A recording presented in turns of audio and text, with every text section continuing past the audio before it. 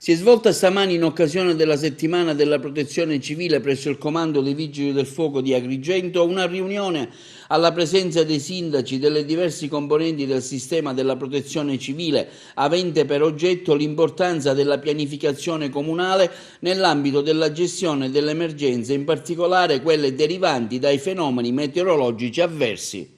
Questa iniziativa si inserisce nell'ambito della Settimana Nazionale della Protezione Civile, istituita con direttiva del Presidente del Consiglio dei Ministri del 1° aprile di quest'anno, che va dal 13 al 18 ottobre di ogni anno. Un momento importante per fare una riflessione condivisa con i sindaci del territorio e con tutte le componenti istituzionali e delle forze dell'ordine che fanno parte del sistema integrato di protezione civile provinciale, sulle maggiori emergenze del territorio e sul modo per affrontarle. Quindi parleremo di pianificazione, conoscenza del territorio e importanza della comunicazione alla popolazione. Cosa succede quando arriva un'emergenza e quindi come informare la popolazione, che istruzioni dare. Da questa giornata uscirà un tavolo permanente provinciale di protezione civile per mettere a regime le competenze di ognuno e affrontare con la giusta sinergia istituzionale e operativamente insieme le maggiori emergenze che in realtà, come ben diceva lei, riguardano soprattutto le allerte meteo e la gestione appunto del territorio quando arrivano le grandi piogge temporali. Ecco, com'è la situazione un po' così in provincia di Agrigento?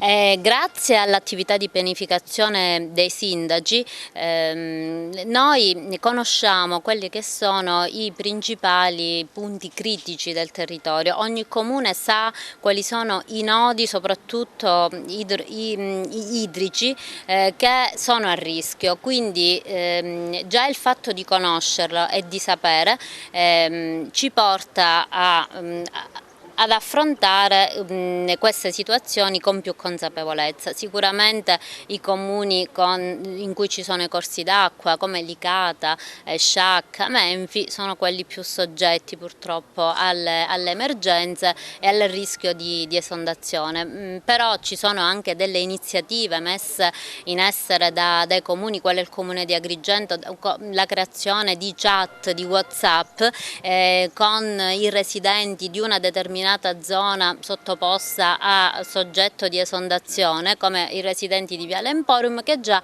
aiutano la popolazione a conoscere in tempo e a prevenire il rischio. I Vigili del Fuoco sono il corpo principale della protezione civile, che poi è composto da tante organizzazioni dello Stato che insieme lavorano per le problematiche di protezione civile in sinergia. Tra l'altro, nell'ambito di questa sinergia, al Comando Provinciale dei Vigili del Fuoco si è istituita la sala di protezione civile permanente e quindi la Prefettura, quando organizza questi eventi, nonché quando organizza le riunioni per le emergenze di protezione civile, le istituisce in questa situazione ed è estremamente utile e importante. Nell'ambito della settimana di protezione civile nazionale istituita dal Dipartimento Nazionale, la Prefettura ha dato vita a questo evento, che è importante per poter riunire tutti i comuni sulle tematiche, perché il problema della protezione civile è che si lavora tutti nel momento dell'emergenza e poi si fatica invece a lavorare nel momento della pianificazione. Questo è un momento di riunione, un momento per istituire nuovi progetti di cui ha parlato la dottoressa Vaccaro, molto utili per tenere vivo questa tematica e per poter sviluppare una crescita, una linea di pianificazione che può venire utile nei prossimi mesi per venire incontro e ridurre i rischi presenti sul territorio. Le istanze che arrivano nel corso dell'assemblea quali sono state? Le istanze in particolare sono state sull'aggiornamento, la pubblicizzazione e la esercitazione nell'ambito dei piani comunali di protezione civile. L'istituzione del tavolo di protezione civile è utilissimo per poter mettere a fattor comune tutte le risorse disponibili.